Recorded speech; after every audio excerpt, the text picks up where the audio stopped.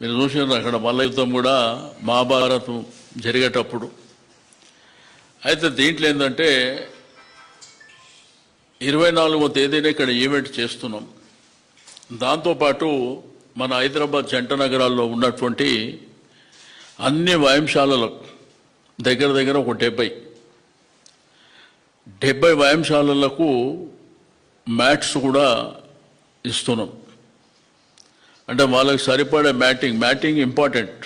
ఏదైతే మ్యాట్ ఆ వ్యాయామశాలల్లో వచ్చేది వాళ్ళ కుస్తీలు ఫ్రీగా కొట్లాడుకోవడానికి కానీ కుస్తీలలో పార్టిసిపేట్ చేయడానికి కాంపిటీషన్లో అది ఉపయోగపడుతుంది.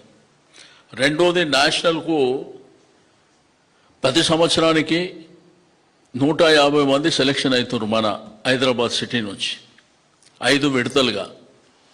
ప్రతి నేషనల్కు 30 మంది చొప్పున ఆ వెయిట్ లెక్కన ఉంటుంది. అది వాళ్ళందరికీ కూడా ట్రాక్ సూట్ కానివ్వండి, షూ కానివ్వండి, వాళ్ళ ట్రాన్స్పోర్టేషన్ కూడా మన ట్రస్ట్ నుంచే ప్రొవైడ్ చేస్తున్నాం. అది ఇప్పుడే రీసెంట్గా స్టార్ట్ చేసినాం. రెండోది చాలా వ్యాయామశాలలలో మ్యాట్స్ లేవు. అంటే ఫర్ ఎగ్జాంపుల్ ఇట్లా హాల్ ఉంటుంది. ఈ హాల్ లోపల ఏంటంటే ఒక 8-10 మ్యాట్లు ఉంటాయి.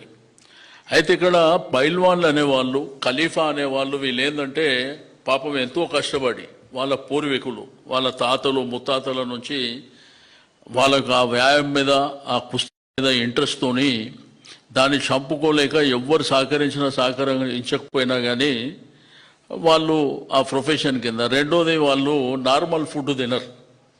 అంటే బాగా ఎక్సర్సైజ్ చేసి వ్యాయామం చేయాలంటే కాజు, పిస్తా, బాదాం కానీ, పాలు కానీ.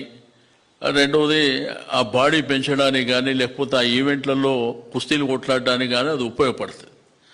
కసరత్తు కూడా చాలా పెద్ద ఎత్తున కసరత్తు చేస్తారు. అయితే 24వ తేదీన మనం దానికి తెలంగాణ కేసరి అనే నామకరణం చేసి 4 గంటలకు ఇక్కడ స్టార్ట్ చేస్తాం. దాంట్లో ఏంటంటే ఒక 6 కుస్తీలు ఉంటాయి. 6 కుస్తీలు ఉంటాయి. ఒక కుస్తీకి దగ్గర దగ్గర ఒక 6 నిమిషాలు టైం ఉంటుంది. ఆ తర్వాత ఈ మ్యాటింగ్ డిస్ట్రిబ్యూషన్ కానివ్వండి. రెండోది ఎవరైతే విన్నరు, రన్నరప్ ఉన్న వాళ్ళకు కూడా షీల్డులు కూడా బహుకరణ చేస్తాం. దానికి ముఖ్య అతిథిగా మన కేటీఆర్ గారిని ఇన్వైట్ చేయడం జరిగింది. వారు వస్తున్నారు ముఖ్య అతిథిగా.